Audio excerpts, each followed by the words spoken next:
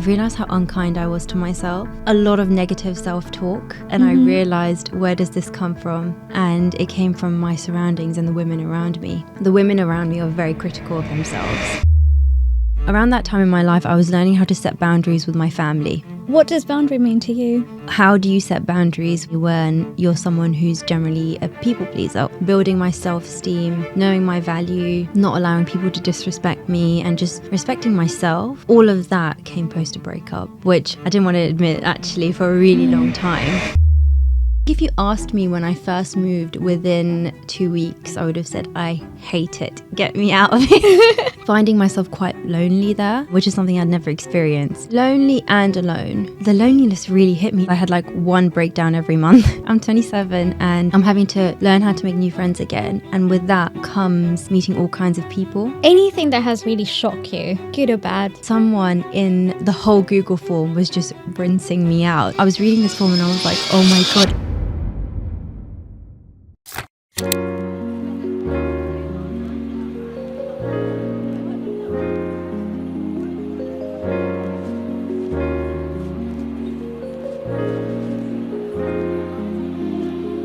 Hansinee, welcome to Figuring It Out. I'm so excited to have you. I think we've been talking about having a podcast for a really long time.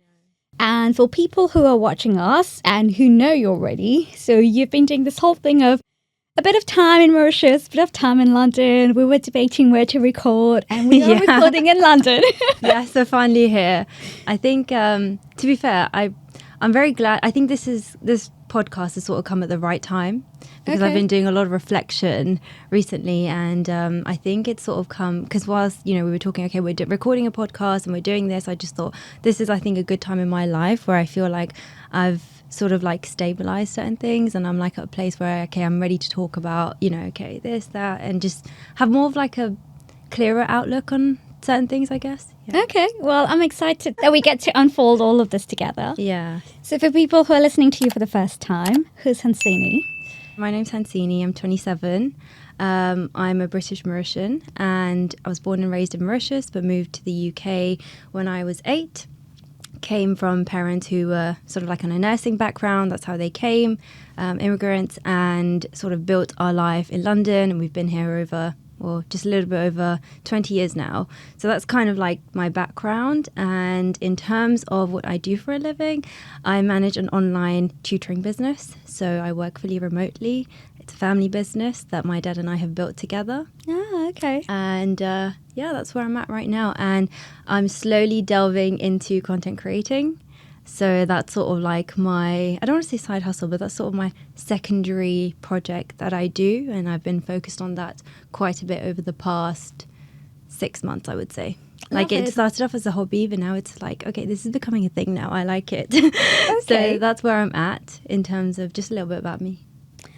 So I didn't know. We've known each other for some time now. Yeah. We got to know in the past. We met as well. But I didn't know what you did exactly. And the reason why I'm sort of curious about it is the fact that you get to travel so much. And I'm like, hey, what does she do again? I didn't know. So finding out here today. I think I tried to keep that side of my work offline. Mm-hmm. So there are a couple of things that I don't, if you know me in person, you'll know what I do. If you know me in person, you'll know who my family are. But in terms of online, I try to keep my workspace separate. And the reason for that is once I started, I guess, posting a bit more online and becoming a bit more, I guess, present, I sort of started drawing the lines with what are my boundaries. And I had that conversation with myself in terms of what am I okay to post about and share about, and what am I not okay posting about. And I think work, family, relationship was sort of like, okay, this is not online, this is offline. They sort of changed a little bit over time. Okay. Your boundaries change a bit. But I do. So my background's in actually investment consulting. So I graduated uni. I did actuarial science. Mm-hmm. Went into investment consulting, and about 2 years in, I was like, this is not for me. This is not for me. And just while trying to figure it out, I was sort of proposed, okay, do you want to join the family business while you're trying to figure out what you want to do? And somehow I've been there for like 3 years now, 4 years. Mm-hmm. But I find the role flexible, fulfilling, And yeah, like you said, it literally lets me travel wherever. So as long as the time zones align, I'm okay. And I'm so grateful. Like, I'm so grateful for it because I like the flexibility. And the current life that I have now is only possible because of that role. So yeah, and I guess that the whole moving to Mauritius was only possible because I can do my job still there, sort of thing. Okay, so we're going to get into the whole moving to Mauritius in a sec. But I think the other part to your introduction is that you are the founder of the Zoli Mamzel Instagram page, which is also kind of a community for Mauritian women based in Mauritius and internationally. Can we talk about this for people who might be interested? I know you said it's less active than before, but one of the feedback when I launched a podcast was from a guy, which I thought was a really nice feedback. He said, it's so nice to have more Mauritian podcasters because the Zoli Mamzel also needed some male representation. So I think it was so nice that people remembered like Zoli Mamzel, and not that this is kind of a spin-off, but the fact that people could tie this to like Mauritian women altogether. So can we talk about Zoli Mamzel and what it means actually for people who are not familiar with Creole? So Zoli Mamzel means beautiful lady in Creole, and the whole concept of Zoli Mamzel actually came about in my life where I felt like we needed more female Mauritian representation online. And I honestly just woke up one day and I was like, I had this sort of, I don't want to say epiphany, but it was more like I realized that a lot of the women that we look up to tend to be celebrities, athletes and things like that. But there are so many Mauritian women around us that have done incredible things in their sort of day-to-day lives, like, you know, the sort of extraordinary and the ordinary. And I just wanted to share their stories. And it was, you know, it was at the time it was people like my mum, my grandma. And then, you know, it sort of expanded to more women like that I found really cool. And I just wanted to share their stories. And so through that, we kind of built a community. And I think it was something that I was really like, I was very driven to build. It brought me a lot of joy in sort of like sharing these stories. And we got to share a lot of stories from like really important stuff. Like there was a story on adoption and a baby farm and just lots of things that maybe you wouldn't come across in your day-to-day life. So I sort of learned a lot from a lot of the women that I was around. And there are so many people that still come up to me today and they're like, oh, you know, what's happened to ZMel? Or like, you know, we used to follow this page. So yeah, it did build a community, which was something that I was, you know, super pleased with. It's sort of less active now, but it's not something that I've fully given up on, if that makes sense. Okay. I think it was a university project. So it was an idea that I had at university and I brought forward into, I guess, the adult life. But one thing that I sort of slipped up on and I now realize looking back is you need to monetize an idea. And I guess this is the part that people, you know, don't want to talk about because people like the whole idea of, you know, it's a charity, it's an NGO, it's this. But there is work that goes on behind to be able for you to, you know, to keep up with it. Yeah, there is work that needs to go on behind that needs to actually fund the project and grow it. And that's something that I didn't know at the time as like I don't know, what was I, 21-year-old? I thought I would be able to keep up this whole, you know, volunteering, people, the sort of like the team working for, you know, the concept. But it was one thing I realized, no, it needed to grow, it needed to monetize, and I didn't know how to do that. And whilst trying to figure it out, life got in the way in the sense of, you know, jobs become more important, self-discovery become more important, people are, you know, graduating. So in that sense, it's harder to keep going if you don't have funding, basically. I'm sat here listening to you and I'm like, I should be taking notes. I don't monetize this podcast. I haven't started monetizing it yet. To be fair, I just haven't had the time to pitch it to businesses. I mean, I've had venues obviously collaborating with me, being like, I would love to have you, but I haven't been monetizing it. So I'm like, yeah, I should be taking notes here. Yeah, honestly, if I could be screaming right now, like, you need to figure it out. It's. I think you start off as a passion project, but the next step for you to be able to grow that passion, there needs to be monetary growth. That's just the reality of it. And that's something that I realized in the sense of any, you know, you kind of have to have some sort of entrepreneurial background, which I didn't have, and I'm growing it now. But with that idea, it had a great community, had a great concept. I still believe in the concept. There's certain things I know now that I didn't know back then and I would apply now. sort of, getting sponsors, how to cut deals and who to talk to, how to build the network and how to step out of your network. Because at one point it became like, oh, well, we've just, we've just shared all the stories of the people around us. Now what? We're done. Now what? How do I reach more people? So those kind of things that, I have certain ideas now that I didn't have back then. But I think I take it as like a learning I take it as a learning curve, because everything that I worked on back then is now helping me towards other projects that I'm working on today. I think of things a lot differently. And I really hope I get to go back to it at some point, because I truly enjoyed it. I really enjoyed it. Well, would love to hear from Zoli Mamzel again in the future. So hopefully we'll have amazing stories and you'll find a way to monetize it and have the funding that you need, because I do hear you. You absolutely need funding at some point. Yeah. It's really hard to keep bootstrapping. It's a bit hard. I actually have something to add to this, and I think it's sort of I can talk about it now, but I only realized I needed to monetize something when we advertised for a role, and it was a social media manager role. And, I guess naive 20-year-old me were like, okay, let's do a Google form. Whoever wants to be involved will be involved, sort of thing. And we were treating it like a proper, team and everything like that. We had interviews and everything like that. Did they ask for pay?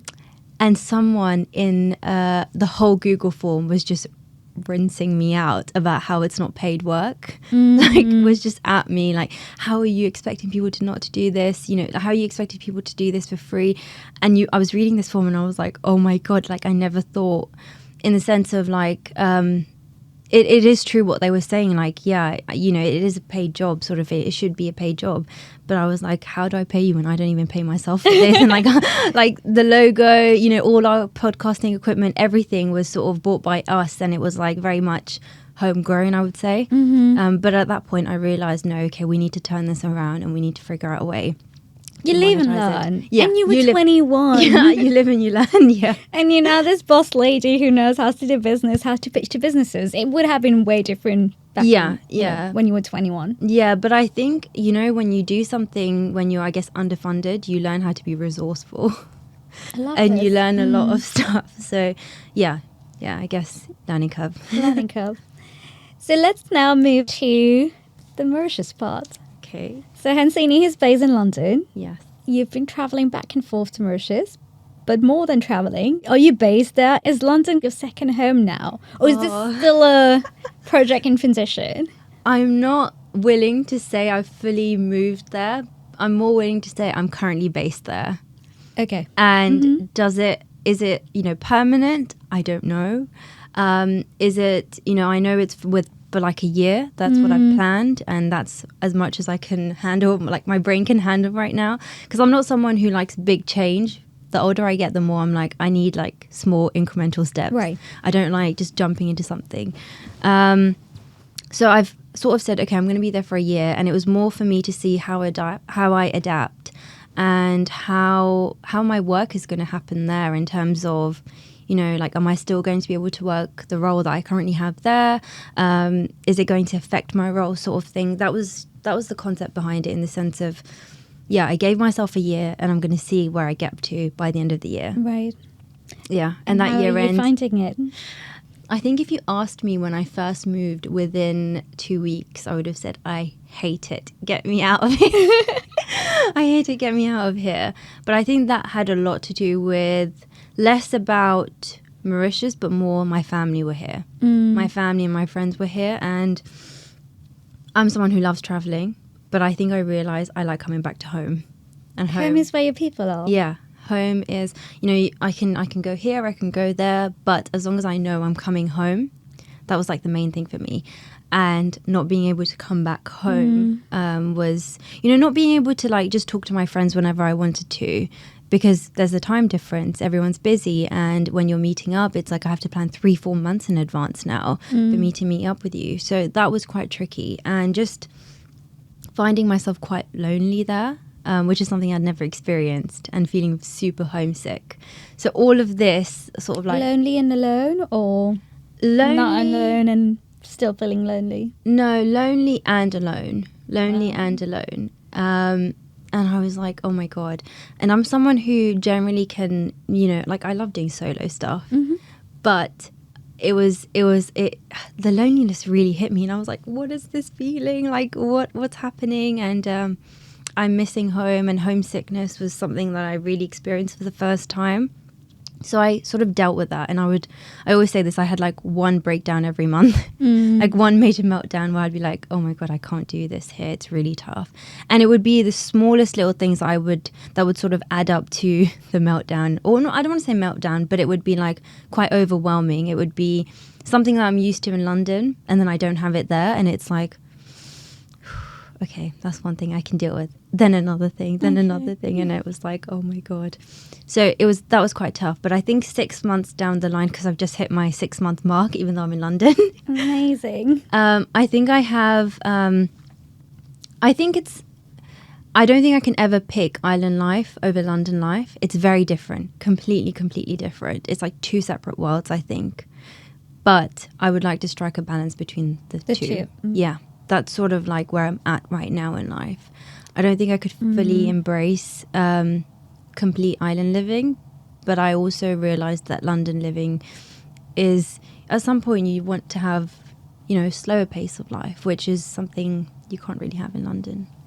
I know some people listening to this might think, oh, sounds like a first world problem, but the reason I ask and the reason I care about your transition and you testing the Mauritian life is because we do have a big Mauritian community in London and in other places as well. Yeah. And I think as an island, we also have a problem with brain drain. And I do realize increasingly that many people, once they cross their 30s or have a family life, I personally have many friends who've moved back. Yeah. I think your experience would be of interest to people who may be in the position where they're debating it.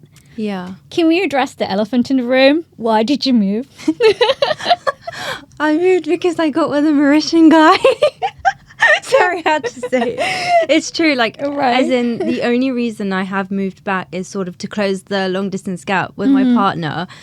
Prior to being with this person, did I think I was ever going to move back? No. Because your family is here.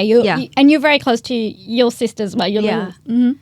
Yeah, family's here. And I think I spent so long building a life here. Like, I found stability. I found my friends. And I found, you've built a life here. And to leave that, I think you must have a really good reason. And I think it was a good enough reason to at least attempt.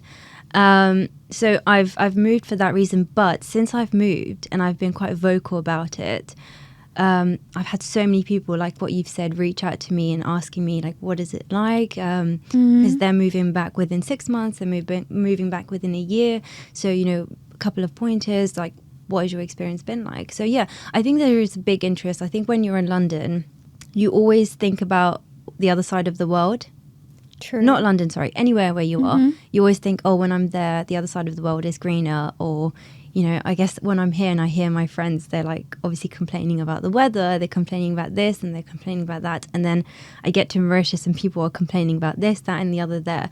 So there's pros and cons to living anywhere, really. Anything that has really shocked you, good or bad? I don't want to say shocked me, but I've come to terms with, in the sense of, to have a good life in Mauritius, I guess it's everywhere, but to have a decent life in Mauritius, you have to work twice as hard as if you would here, honestly. That's the cost of living. Yes. I know the cost of living in London is insane, but just, the life that I have in Mauritius, if I didn't have that, I wouldn't be moving there, sort of thing. I don't think I would be able to progress if, let's say, my job wasn't based in London. That's just my personal experience, and that's how I feel right now. Obviously, someone else can disagree, but I think living in Mauritius as someone who is my age the cost of living is crazy. It is insane. It is. And you're getting paid still in pounds, I presume. It is insane. Like, I go home quite a lot and my friends tell me about it, but equally the economic reality of going to the supermarket and doing your grocery shopping, a cocktail on average is what we pay here. Yeah. And I do think, obviously, we've seen inflation across the world and, some people who tune in more with, like, the economic terms or economic reality of Mauritius could go, well, inflation has come down from, what was it, like 7% in 2023 is now a bit more moderate, but Yeah. prices haven't gone back to where it No. was. And I do find it quite expensive when we are back home. I think that if I'm being dead honest, my salary just about cuts it there. Wow. My salary just about cuts it. And the only sort of thing I would say in the sense of I don't have to be as frugal as I would be if I was living in central London because, you know, rent would be it would be such a big part here. But it's not like I can live, you know, like a crazy life. But having said that, I would like to acknowledge that I do live a really privileged life when I compare it to everyone else there, and when I compare it to quite a lot of people. You know, I do live like the lifestyle that I had in London. I brought that over to Mauritius, and to be able to do that, that's already like, you know, that's already a big thing, I would say. It's already in a place of privilege. You know, I don't have to think about if I'm going out for a drink or if I'm going out here. I'm not constantly thinking, oh, you know, like I can't afford this sort of thing. Mm-hmm.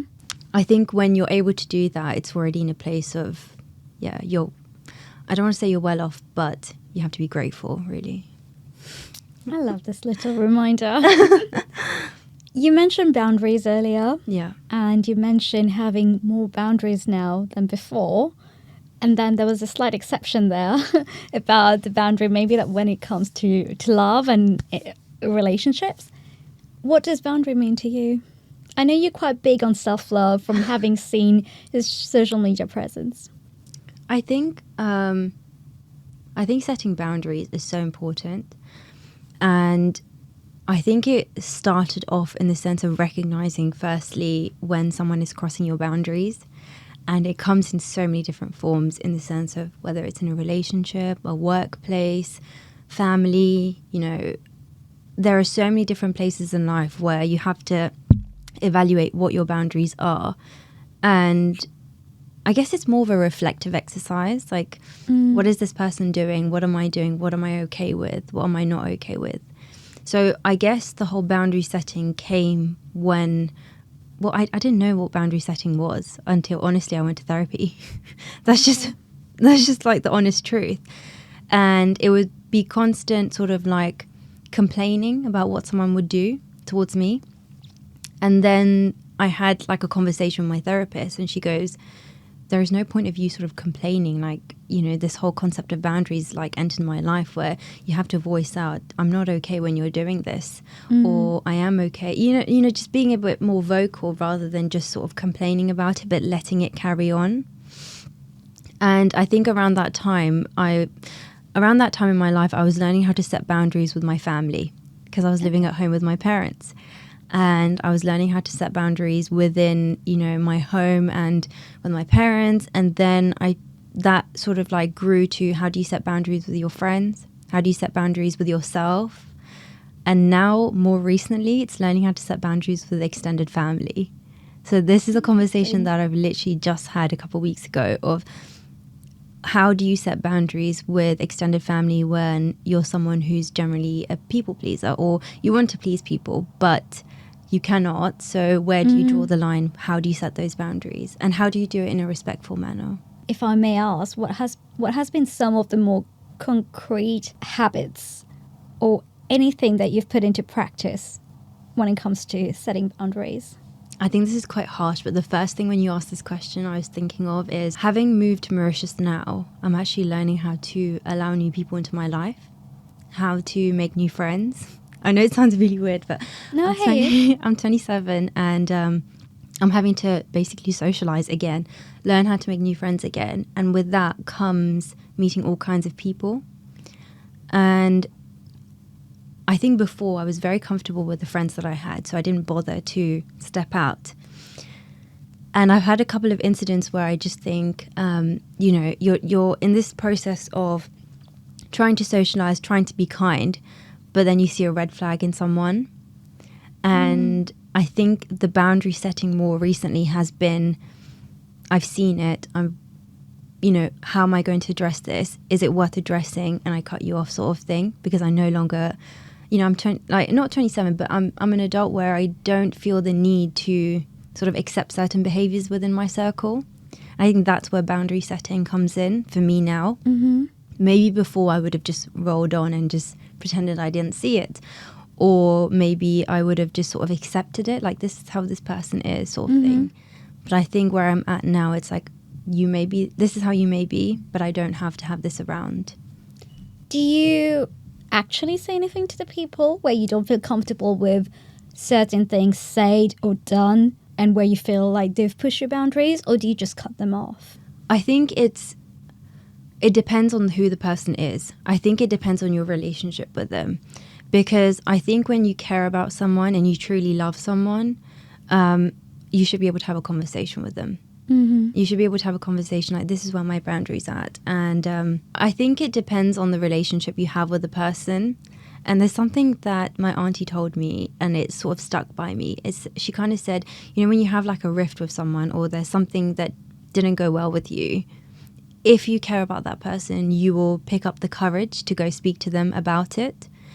Because something that's unresolved will rub you wrong again. Like, it will get to you at some point, whether it's now or down the line. Like, very rarely can you just forget something. It sort of comes up again when you're triggered by it.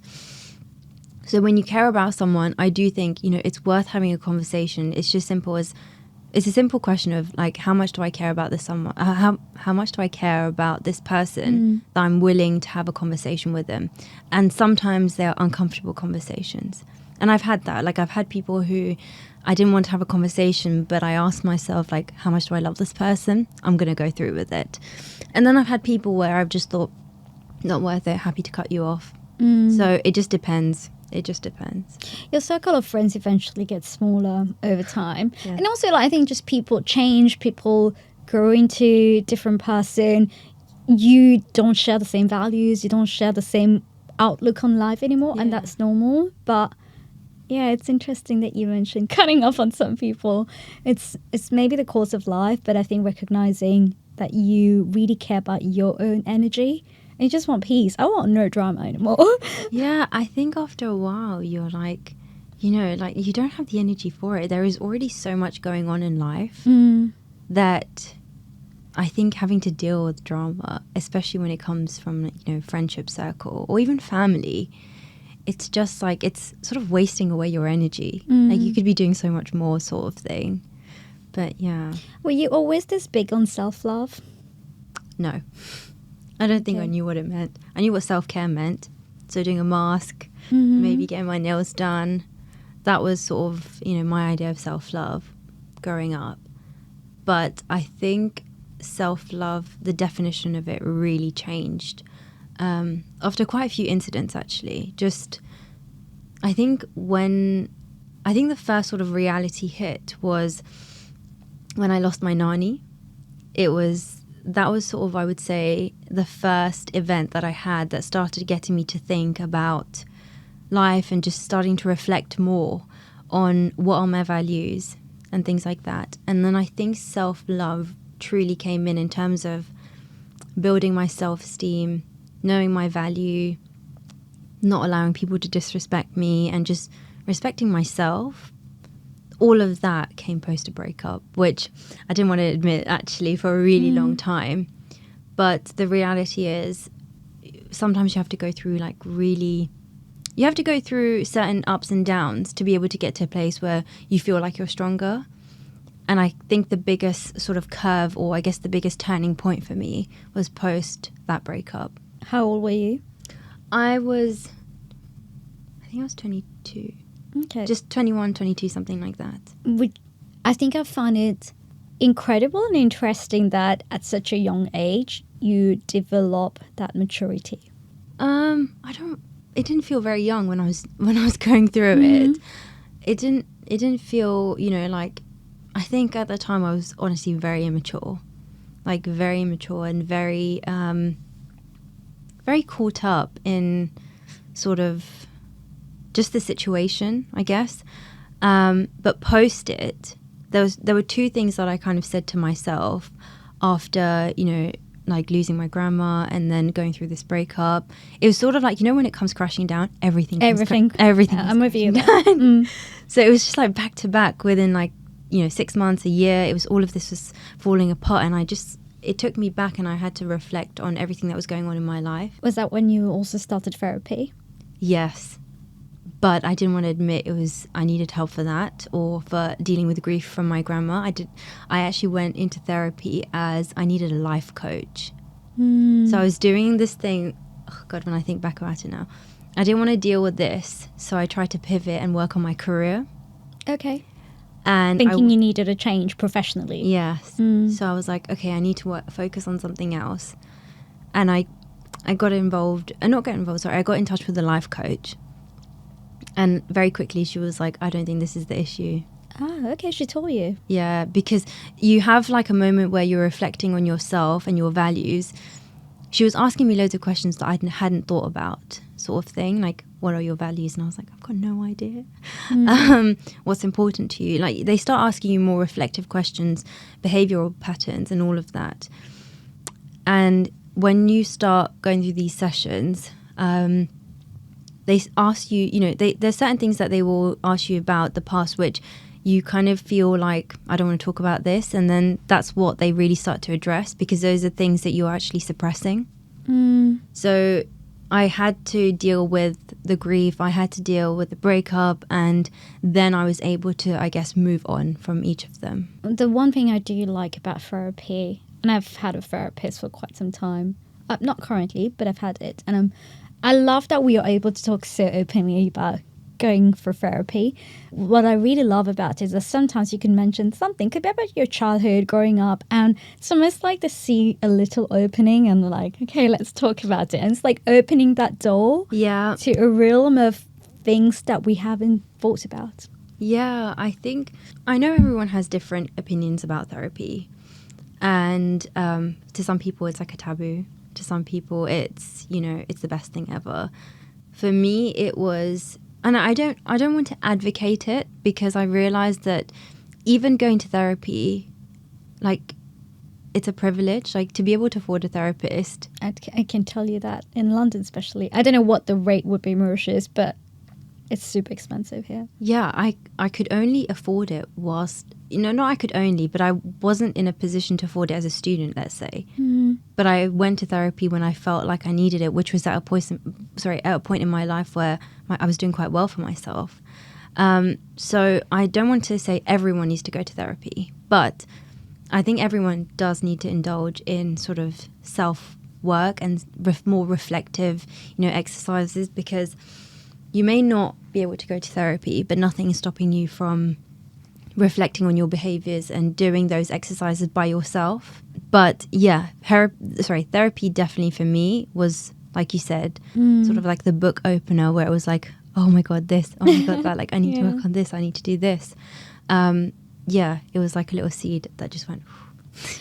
I think the key takeaway here for me is really the self-awareness, which maybe doesn't come naturally, and it doesn't come for everyone at any, like, at a specific age. Yeah. For some people, it's a bit later in life. For some people, it's a bit earlier. Maybe women more than men. I don't know. People talk about different maturity age. But you know what they say, right? There will be so many people who won't see the potential in you. Don't let yourself be that one person. Yeah. Root for yourself. Yeah. That's actually something I really picked up from therapy, in the sense of I've realized how unkind I was to myself. A lot of negative self-talk. And I realized, where does this come from? And it came from my surroundings and the women around me. The women around me are very critical of themselves. And I picked that up. They're very strong women, but verbally, they're very critical of themselves and they're negative towards themselves. And I only realized this when I went to therapy, and I was seeing my friends who were being, super kind to themselves verbally, and I realized, wait, this is not what I grew up with, or like, this is, you can see that difference. And I think that's something I really try to incorporate in my life now, post therapy. And like, I really try to, when something goes wrong, try to really be kind to myself, because half the things you're about to say, or I would say to myself, I wouldn't say to my best friend. So why was it acceptable for me to say it to me? So it's like what you said in terms of just being kind to yourself, and just sort of what you would verbally say about yourself and what you think of yourself, like just your mental pattern, like your mental thoughts. I really love this. Yeah. How many times has someone ever complimented you and you've gone, oh no, Oh God. no? Right? Why can't we just say thank you? It made my day. Yeah, that's so true. That is so true. And I'm one of those. I do it too. You know, I was in New York. I was in New York last week for work, and I had like the last evening to myself, and I was seeing friends. And on the Friday, it was raining, and Saturday was meant to be really nice. So I kept that for Central Park because I just want to be out in the sun. And I thought I'd do something with my evening, and I started looking at Broadway shows because I love theatre in general. And you're gonna laugh. I think I told that to one of my guy friends, and he had a laugh. But The Notebook came out. Yeah. I think it came out in February, the Broadway show. And I was debating going, but these days I've just been taking myself out. And I booked it, and I went on my own, had a little cry, went to movie. At some point, it got really emotional. You know that scene where they are out on the river? Yeah, that was perfect. Like, they had a rain shower and all of that. Anyway, it was really pretty. But then during the break, I went to the bathroom, and there was this girl. She was on her own probably, and she was wearing a really nice, like, lace white dress. I love her dress, like, I genuinely did. I just walked up to her and I was like, I love your dress. And she's like, oh, thank you so much. I left the bathroom feeling just so happy. I was like, it's just so nice. I think it's like that happy hormones. Like, we talk about dopamine, but what about endorphins? Like the happy hormones, making someone else happy. And I just want to do more of that now. I don't know. I just feel really happy doing it. I think it's the little sort of things that you say and the little things you do that really sort of add up to the bigger picture. And that's something that is a concept that I've sort of started adapting, where I think I'm someone who generally lives on highs. Like, I want the big highs and the big joys, but sometimes it's like in the little things, like a simple compliment, like you said, or just giving it, taking it, you know, accepting it, or, you know, just little things that add up and make the whole day so much better, sort of thing. With the move to Mauritius, and like you said, there were moments where you were alone and lonely. And then I'm sure there were many other times where you were surrounded by friends and family. Yeah. Do you think you've sort of discovered a different... I don't want to sound too woo-woo about it. Yeah. But is there something about yourself that you just discovered differently? Because I know you're from London, and I know you've always been happy going about your way, going to new restaurants. Has there been anything that has really struck you when you've done your self-reflection now that you've crossed the 6 months, as you say? I think one thing that really, I don't want to say struck me, but I've tapped into since going there. Yes, it's been really tough. At some points have been like, you know, hell. But I don't want to say hell, but like they've not been the best. But one thing that I really picked up was my drive again, which is something that I don't want to say lost, but I put on the back burner. Because I think, so when I was working in corporate and I sort of came out of university, I was very much on this path of, you know, you go through like the normal, you need to go to university, you need to get a job, you need to buy a house, that. And I never really stopped to enjoy the moment. And then I flipped it very quickly when I started working for Leeds. And I flipped it in the sense of now I was just tapping more into enjoying myself. So I was indulging in all these trips. I was doing all the activities. I was doing the scuba diving course. And then through that, as great as it was, I became quite stagnant in the sense of I was doing all these things, but there was a part of me that started to feel like I didn't feel so accomplished. But going to Mauritius, I feel like that has now come out in the sense of I was always an ambitious person, but it was quite dormant for, I would say, the past, you know, year or so. And now it's coming up where I feel like, okay, I've got this project and I want to work on this and I want to do this. So I think that struck me in the sense of I never thought I would find that there. But I've come to realize there is actually a lot you can do. You know what you were saying about the brain drain? Yeah, there is. We do have a massive brain drain, but the entrepreneurial ideas that are going around and the projects that people are working on, like... Even the venues where you can work. I know you've been to Workshop 17, I haven't. You haven't, I know you did. I did, yeah. I've been... Oh, wait, you told me about Oboe. Yes, that's the one. I'm sure you told me about one place that I went to. That's where I actually recorded the last episodes. Oboe? Yes. Really? Yeah. I got in touch with them and they were like, we'd love to have you. So I went there for a coffee with my mom. I know we're digressing here, but I went for a coffee and then I I was talking to my friend Ryan, who helps me with the video. And then he was like, yeah, just reach out to them. And she was like, one of the founders. She was so nice. She was like, would love to have you. So it was actually a bedroom that we converted for the purpose of the recording. But there's so many such places in Mauritius now. Yeah, and I think it's places and projects as well. Like, the project there is... It's a container sort of like hotel hostel room, and I don't think it's a hostel, but it's like sort of a lodge.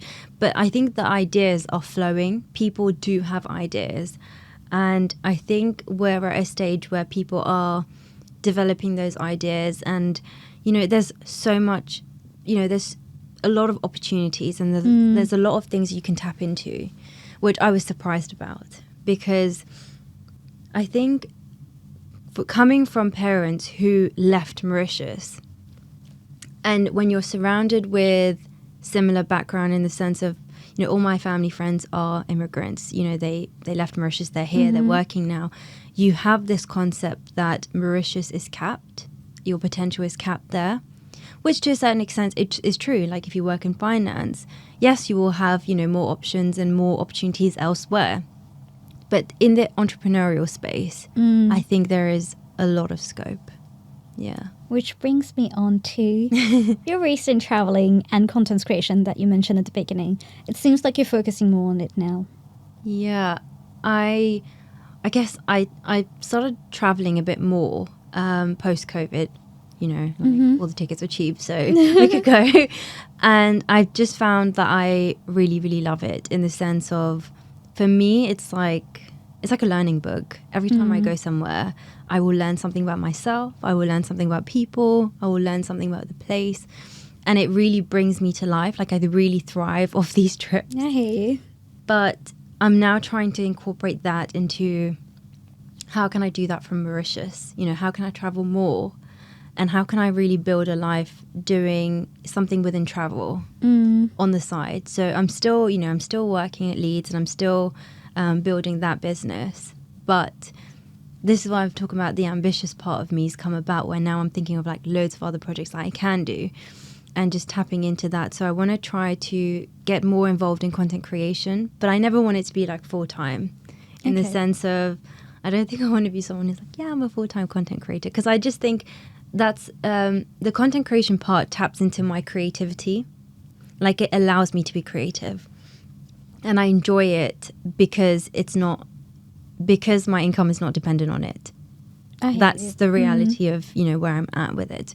So I like currently the balance between my work and content creation, and being able to sort of develop it and grow it, but not being dependent or reliant on it. Are you monetizing it already, or? It's becoming really difficult in Mauritius, I'm not going to lie. Oh, is it? Yeah. I don't know if I can say this part, but content creation is really tricky in Mauritius, I've found. And I'm a very, very, I'm a baby content creator. Yeah, but there are quite a few yeah content creators back home. But I think it's even within this idea of, I've realized there's influencing and there's content creating. So I would say I'm trying to tap more into content creation rather than the traveling stuff. Yeah, more that than influencing, because I don't like it's not you. It's not me. It's not me. That's very fair. Yeah, it's not me, but I'm trying to tap into that, and I think it's quite difficult in a market where social media is still it's growing rapidly in Mauritius, but obviously it's still got a long way to go, sort of thing, in the sense of the contracts that you get. Some of the contracts that I get are bloody wild. Sorry, I have to say it.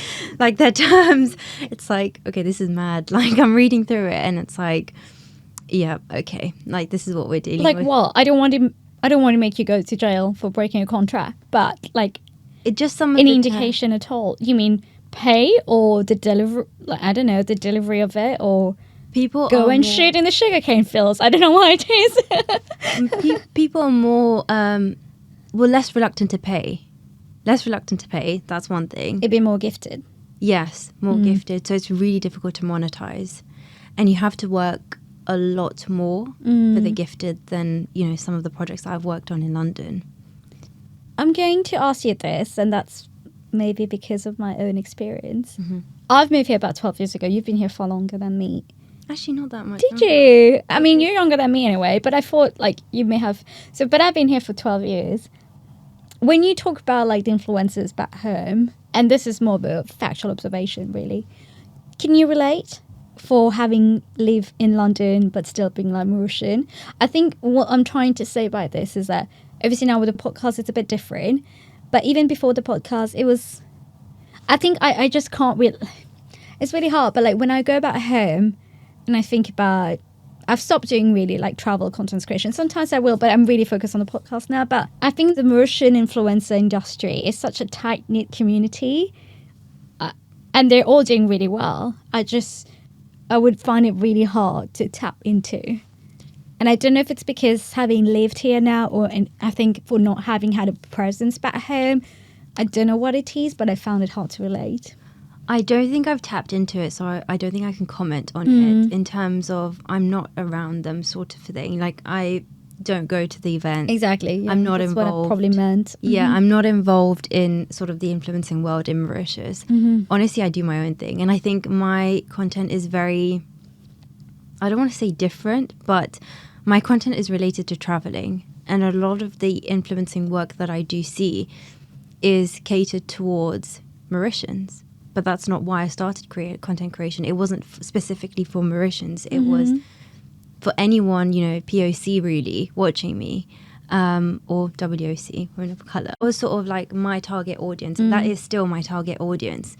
So I think trying to create content personally for me, where I'm creating it just for Mauritians that live within Mauritius, is very niche for me. So, and I think a lot of things that I create, honestly, a lot of people cannot relate to. Just, you know, the fact that I travel so much. I've realized when I've gone to Mauritius that people do not travel so much because a lot of things are not accessible. The closest sort of like destination you'd go to is Rodrigue. Or Reunion Island, that's about it. But it's still really expensive to go there. Like, I just did a trip this year and I was looking at it and I was like, oh my God. Like, it's, you know, it's quite expensive. It's not the cheapest sort of like, it's not £30 to Milan, you know? So traveling is not as accessible as maybe it is here. So when I create content about traveling, it's, you know, it's not so relatable to people there, more relatable to people here, I would say. Fair. But that's the content that I enjoy making. That's the content I enjoy watching. Makes you happy. Yeah. And lastly, you mentioned women of colour. Yeah. Zoli Mamzel was obviously initiated because you wanted to focus on the Mauritian women, the Mauritian community. You're very big on womanhood, sisterhood. That's one of the things that we've sometimes talked about or we've exchanged on DMs. Why is it so important to you? And I know you've got a very tight-knit, close group of friends, and one of your best friends, I seem to know a lot, but I shouldn't really, but one of your really good friends that you keep traveling with even when you're here. And I know you really care. Your little sister, what's the age gap again? We have, because I know 14-year age gap. Here we go. Yeah. And I know you're very protective towards her. What's this whole, if we had to put this under the umbrella of womanhood, how important is that to you? I think, honestly, like, it's, I just do not see, I know this is very controversial, but as a woman, I just do not see why you wouldn't be working towards certain issues that women deal with in your own capacity, in terms of, you know, whether it's being a mentor towards, you know, someone else, or whether it's working on a project that, you know, is helping to sort of build and, you know, build women. Or I think that, like, in terms of womanhood, it's really important to me, because I just don't understand how, as a woman, you wouldn't stick up for your own gender, or at least create a space for other women. That's sort of where I'm at, in the sense of, I think there's already so many things that's dividing us. So why, like, I don't understand the concept of why you wouldn't do it. So I think it comes naturally to me. I don't know otherwise. And I think, honestly, a big part of that has to come from my teenage years. It has to come from the Beyonce album. Okay. I'm a feminist, and that sort of, like, those ideas really developed into where I'm at now. just on feminism and my concept of feminism and why it's so important to me. Like, I'm a woman. Like, why wouldn't I be working on projects to create more space for other women? That's just how I see it. I think the backlash to feminism, I'm with you. But the backlash has always been, we are too feminist, and that we take the conversations way too far, and that we make it about men versus women. And then there's another extension of it if we were to get into domestic violence and what else not. But the one thing I always say to my guy friends, whenever it's like, if you think it's all about men bashing when it comes to whether that's like violence, whether that's verbal, physical, emotional, it's not all man, but it is always a man. And I'm saying this at the time when not overnight, in the last few days, there's been so many protests in India. Yeah. And the rape and the murder. I mean, we're again digressing, but the rape and the murder of that doctor has just sent me shivers. Like, at some point I've been like, I need to stop reading. I can't grasp how within the vicinity of a hospital where you've served like 36 hours or whatever, and you're just about to rest. Like, the details of that is just like horrific. But yeah, that's probably one extension of the conversation. But when I think about everything we've said in this chat, like women, one, being critical of themselves, women being critical of others, and let alone now we have other gender that are critical of us, it makes it harder for women in general. Yeah, I think so. You know, when you were just talking about the recent case in India, I think it just took me back to growing up. There was the 2012 case. I don't know if you remember. Was that the I don't want to say her name wrongly, the one on the bus? Yes. Mm-hmm. I read that story and there was loads of protests. And I think I was a teenager then, but I was so shocked. I was like, how is this possible? Like, how can people do this? I think that sent me down the rabbit hole of there is so much work we need to do.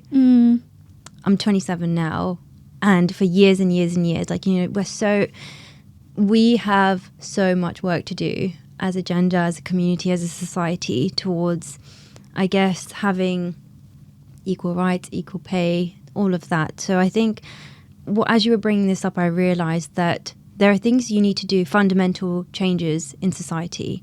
But sometimes it comes just within yourself, like little things you can do to change the narratives and to change the narratives around gender. And, you know, like sometimes you have a conversation with someone and they'll make like a sort of like sexist joke.